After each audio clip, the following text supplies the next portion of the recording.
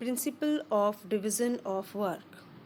According to this principle, the work is divided into different kinds such as technical, financial, commercial, security operations, accounting, and managerial. It is assigned to employees as per their qualities and capabilities.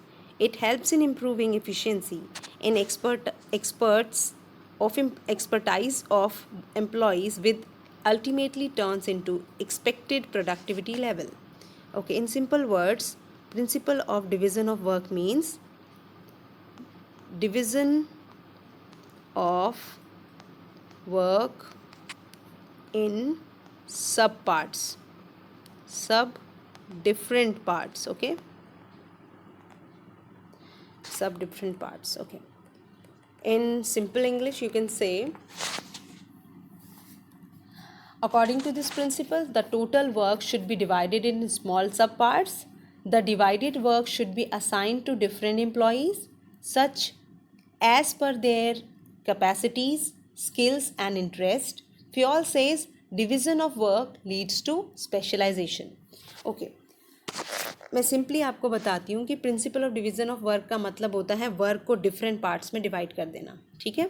अभी work को different types में divide कर देना मतलब एक जो business organisation होता है उसमें एक टाइप का काम नहीं होता है, अलग अलग टाइप का काम होता है. कोई अकाउंट से रिलेटेड काम करता है, कोई कंस्ट्रक्शन से रिलेटेड काम करता है, कोई मैनेजरियल वर्क करता है, कोई सिक्योरिटी से रिलेटेड काम करता है. तो जिस हिसाब से वहाँ पर वर्कर्स काम करते हैं, जिस टाइप का वर्क करते हैं एम्प्लॉयज़, उस टाइप के वर्क को असाइन कर देना चाहिए. मतलब हर एक टाइप के एम्प्लॉयज़ को according to their skill and knowledge and capability, जैसा उनका नॉलेज है, जैसी उनके स्किल हैं, वो जिसमें अच्छे हैं, जिस फील्ड में जो वो ज़्यादा अच्छे हैं, उस हिसाब को देखते हुए उनको वर्क डिवाइड करना चाहिए. ऐसा करने से क्या होता है, जो वर्कर्स होते हैं, जो एम्प्लॉयज़ होते हैं, जो एम्प्लॉयर्स होते हैं, उनकी एफिशिएंसी, उनके काम करने की जो क्षमता है वो बढ़ जाती है और वो प्रॉपरली काम कर पाते हैं.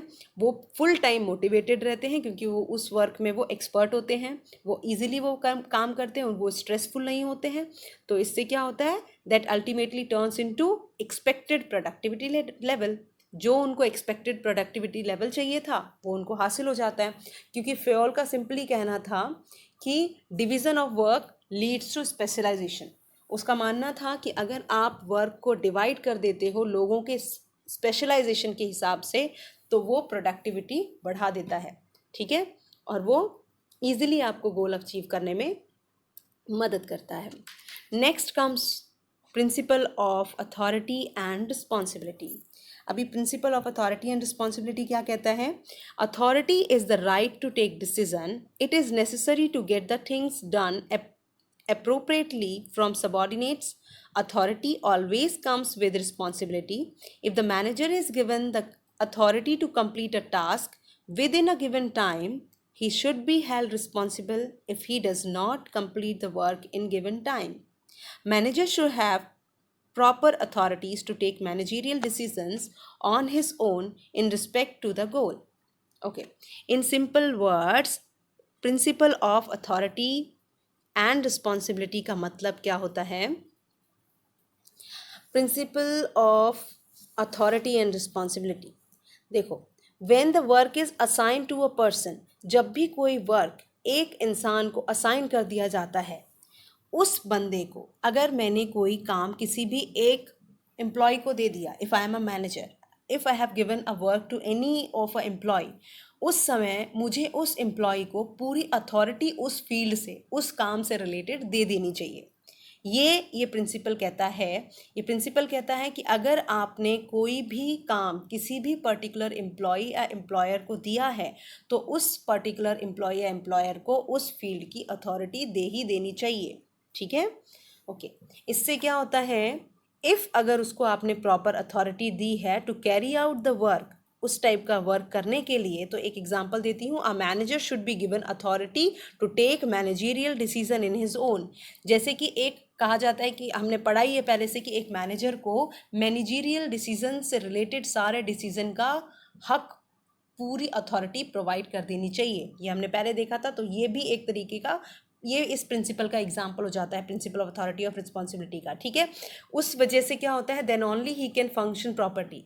इसी वजह से जो मैनेजर होता है वो प्रॉपर वर्क कर पाता है अगर उसके पास अथॉरिटी है तो, ठीक है, डिसीजन लेने की।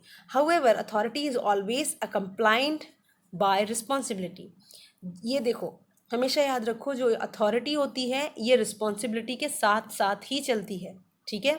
ये नहीं है कि आपने अथॉरिटी दे दी और उसको रिस्पॉन्सिबिलिटी दी नहीं है तो ये वर्क कोई भी पर्टिकुलर पर्सन वर्क कर पाएगा, नहीं कर सकता। तो फिर ये अथॉरिटी और रिस्पॉन्सिबिलिटी हैंड टू हैंड साथ साथ चलते हैं, ठीक है।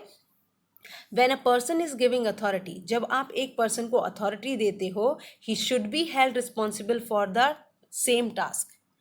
उसको उससे रिलेटेड टास्क भी प्रोवाइड करना चाहिए, टाइम भी प्रोवाइड करना चाहिए कि ये आपने उसको टास्क दिया है, उसको टाइम प्रोवाइड किया है, उसको अथॉरिटी दी है कि इतने टाइम में आपको ये काम कंप्लीट करके देना है, ठीक है। और उस चीज़ के रिलेटेड वही रिस्पॉन्सिबल रहेगा जिसको आपने पूरी अथॉरिटी दे दी है, ठीक है, with responsibility. Authority and responsibility always go hand in hand. I told you, ये हमेशा हैंड इन हैंड ही चलते हैं, मतलब एक साथ, ठीक है। If the manager is giving the authority to complete a task within a given time, he should be held responsible for if he does not do that on time।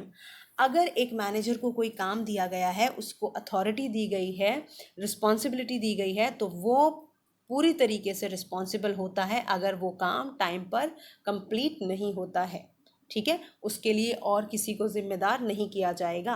तो आप ये कह सकते हो principal of authority of responsibility ऐसा principal है कि अगर आप किसी को काम दे रहे हो तो साथ में उसको अथॉरिटी भी आप प्रोवाइड